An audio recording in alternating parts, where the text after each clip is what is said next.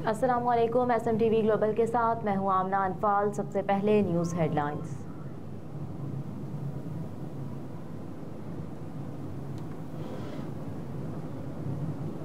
निगरान वज़ीर आज़म अनवारुल हक काकड़ से उनके उस्ताद निसार अहमद की मुलाकात। अनवारुल हक काकड़ ने कहा कि मुआशरे की तरक्की में असातिज़ा का किरदार नाकाबिले फरामोश है। नौजवानों की सलाहियतों में बेहतरी तब ही आ सकेगी जब तजर्बाकार असातिज़ा उनकी सरपरस्ती करेंगे। वज़ीर आज़म ने उनका गर्मजोशी से इस्तकबाल किया। इस मौके पर वज़ीर आज़म ने गुफ्तगू करते हुए कहा कि किसी भी मुआशरे की तरक्की में असातिज़ा का किरदार नाकाबिले फरामोश होता है, जबकि हमारे मुल्क के नौजवानों की सलाहियतों में बेहतरी तब ही आ सकेगी जब तजर्बाकार असातिज़ा उनकी सरपरस्ती करेंगे। कहा कि तालीम के साथ साथ नौजवानों में नज़्म व ज़ब्त की तरबियत उनकी किरदार साजी में बुनियादी अहमियत रखती है। कायदे आज़म ने भी ईमान और इत्तेहाद के साथ साथ नज़्म व ज़ब्त की तलकीन की थी, क्योंकि सिर्फ एक मुनज़्ज़म कौम ही अपनी और दुनिया की तरक्की में अपना किरदार अदा कर सकती है। गैर कानूनी अफगान शहरियों का इनकलाब। वज़ीर दाखिला से अफगान नाज़िमुल उमूर की मुलाकात। दोनों के दरमियान मुलाकात में दो तरफा उमूर और अफगान शहरियों की वतन वापसी के हवाले से गुफ्तगू की गई। इस मौके पर सरफराज बुगटी ने कहा कि पाकिस्तान में गैर कानूनी तौर पर मुकीम गैर मुल्कियों की वापसी का सिलसिला जारी है। क्रॉसिंग पॉइंट्स पर सहूलत के लिए खवातीन और बच्चों को बायोमेट्रिक से इस्तिस्ना होगा। निगरान वज़ीर दाखिला ने कहा कि प्रूफ और अफगान स्टेशन कार्ड की हामिल अफराद के खिलाफ कोई कार्रवाई नहीं की जा रही है, जबकि वज़ारत दाखिला में इस ज़मन में कंट्रोल सेंटर और हेल्पलाइन भी कायम कर दी गई है।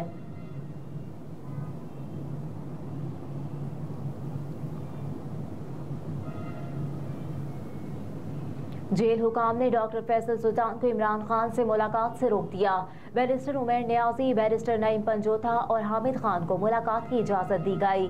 तफसीलात के मुताबिक तहरीक इंसाफ चेयरमैन इमरान खान के वकील शहराज अहमद रांझा ने अडियाला जेल के बाहर मीडिया से गुफ्तगू करते हुए कहा कि अदालती अहकाम के बावजूद डॉक्टर फैसल सुल्तान को चेयरमैन से मिलने नहीं दिया जा रहा।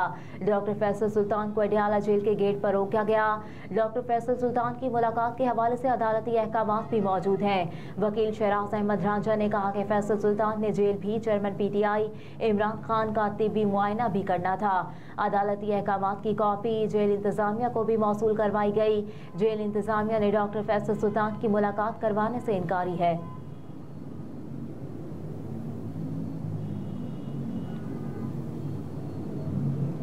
वज़ीर आज़म के मुआवन ख़ुसूसी सैयद वसी अहमद फातमी को इजाफी कलमदान सौंप दिया गया, जिसका नोटिफिकेशन भी जारी कर दिया गया। नोटिफिकेशन के मुताबिक वसी अहमद सियाहत के अलावा उमूर नौजवानान के मुआवन ख़ुसूसी भी होंगे। नोटिफिकेशन में कहा गया कि मुआवन ख़ुसूसी वसी अहमद का दर्जा वज़ीर मुमलिकत के बराबर होगा।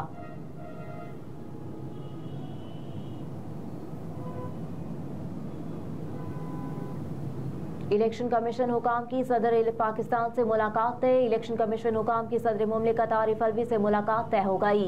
जवाब जो अब से कुछ देर बाद 4 बजे की बजाय अब 6 बजे होगी। सदर मुमलिकत आरिफ अलवी ने मिलिट्री सेक्रेटरी को हिदायत कर दी। इससे कबल secretary election commission Umar Hamid ने सुप्रीम कोर्ट आमद के मौके पर मीडिया से गैर रस्मी गुफ्तगू की। सहाफ़ी ने सेक्रेटरी इलेक्शन कमीशन से सवाल किया कि क्या इलेक्शन कमीशन ने सदर से इंतखाबात की तारीख पर मुशावरत का फैसला कर लिया। सेक्रेटरी इलेक्शन कमीशन ने जवाब दिया कि इलेक्शन कमीशन ने इंतखाबात के लिए सदर से मुशावरत का फैसला कर लिया है। बहुत जल्द इलेक्शन कमीशन सदर से मुशावरत करेगा। इस हवाले से अदालत को आगाह करेंगे।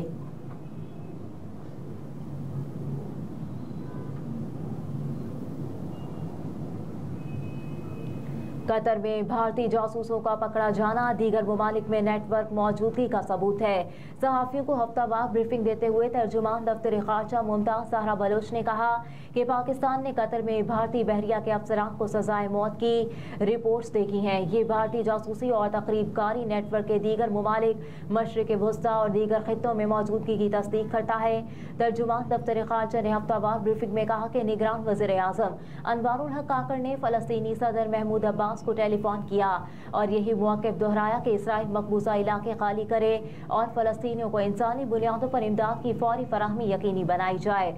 तर्जुमान ने मौक़िफ़ अपनाया कि मसला कश्मीर और मसला फ़लस्तीन के बारे में अक़वाम मुत्तहिदा की करारदादें मौजूद है, लेकिन इन पर अमल दरामद नहीं हुआ। तर्जुमान दफ्तर ख़ारजा के हफ्तावार ब्रीफिंग के मुताबिक वज़ीर आज़म 8 और 9 नवंबर को उज़्बेकिस्तान ताशकंद का 2 रोज़ा दौरा करेंगे।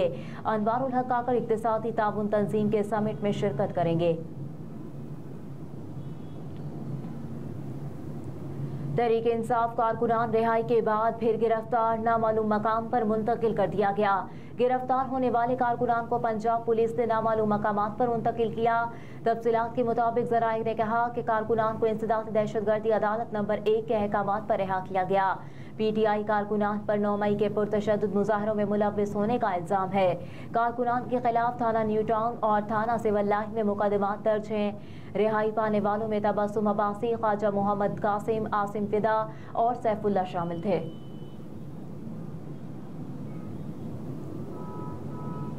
सोने की फी तोला कीमत में 1500 रुपये का इजाफा, जिसके बाद फी तोला सोने की नई कीमत 2,13,300 रुपये हो गई।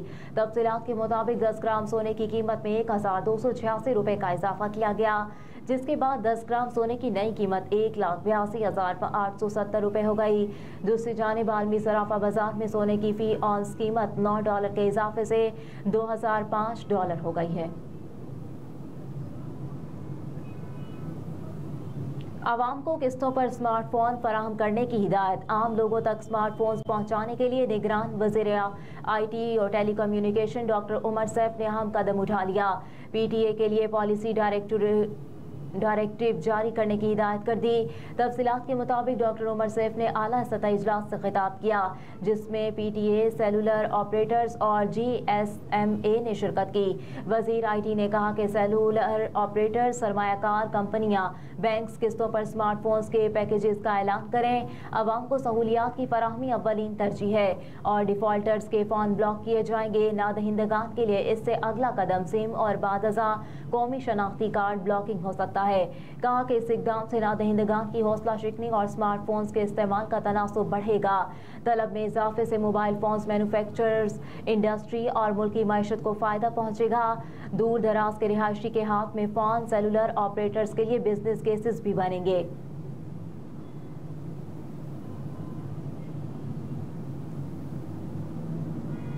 और रफा क्रॉसिंग आर्जी तौर पर खोल दी गई। कतर ने रफा बॉर्डर क्रॉसिंग खोलने के लिए सालिसी का किरदार अदा किया। रफा बॉर्डर क्रॉसिंग कब तक इनखला के लिए खुली रहेगी, इसके लिए कोई टाइम नहीं बताया गया। कतर के रफा क्रॉसिंग के मुआहदे को यरगमालियों की रिहाई से मुंसलिक नहीं किया गया। कतरी मुआहदे के तहत गैर मुल्की पासपोर्ट होल्डर्स और कुछ शदीद जख्मी शहरियों को गजा से बाहर जाने की इजाज़त देने का फैसला हुआ। जख्मियों को निकालने के लिए मिस्र से एम्बुलेंसेस का काफिला रफा बॉर्डर क्रॉसिंग के रास्ते गजा में दाखिल हो गई। गजा के अल शिफा अस्पताल और इंडोनेशियन अस्पताल के पास चंद घंटे का ईंधन रह गया। फ़लस्तीनी हुकाम ने फौरी तौर पर शदीद जख्मियों को मिस्र मुंतकिल करने का फैसला किया। मिस्री हुकूमत ने रफा क्रॉसिंग के करीब फील्ड अस्पताल कायम कर दिया।